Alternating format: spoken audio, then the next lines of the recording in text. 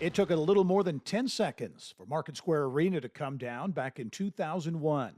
MSA playing an important part in the revitalization of downtown and positioning Indy as a recognized sports city. Well, as mentioned earlier, Bicentennial Unity Plaza, part of a much bigger development picture that is taking shape in downtown Indianapolis. With more on that, pleased to be joined by Executive Vice President at Visit Indy, Chris Gull. Chris, it's always great to see you. Great to see you, Gary. Thanks. A hot summer day. We'll take it.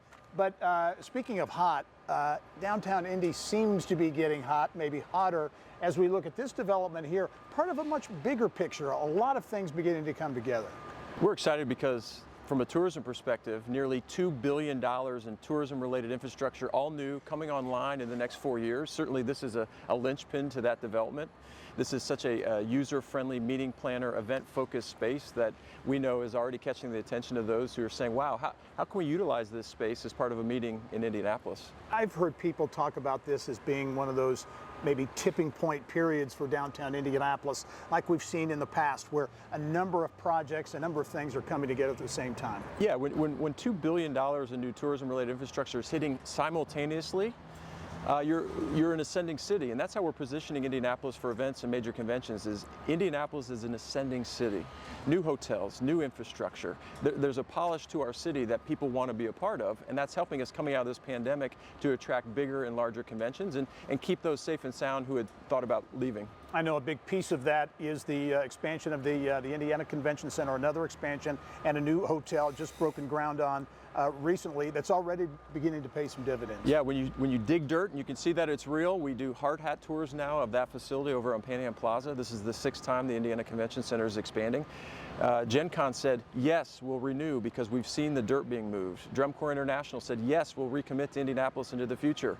This week, Percussive Arts Society, we were in jeopardy of losing them. They said, we want to stay here because of that project. Just this week, we have a group in the city that would be a citywide convention. They've never booked Indianapolis. It would be for 2035. It would be national FFA-esque in terms of numbers. They're here because of that project. They're here because of the newness, and they want to know what Indianapolis will look like in 2035 when they debate between Chicago and Indy for this major event. And as you look at the connectedness of these projects here at Gainbridge Fieldhouse, you extend on to Indy 11 Park, the Elanco project, you know, a pretty big swath here of activity. Not a day goes by Visit Indy's not communicating the majority of projects in our downtown. This campus, if you will, where event organizers want to activate, where they can walk seamlessly. And we're able to say, you know what? We're getting bigger, we're ascending, we're getting bolder. We have $2 billion in new development.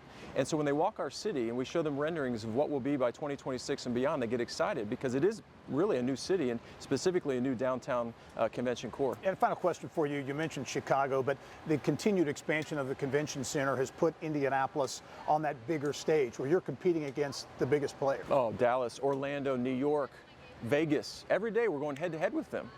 And we're able to do that because we've expanded. We've gotten bigger facilities and complementary hotel towers, but we can't sit idle because we know those big cities now have our number as well.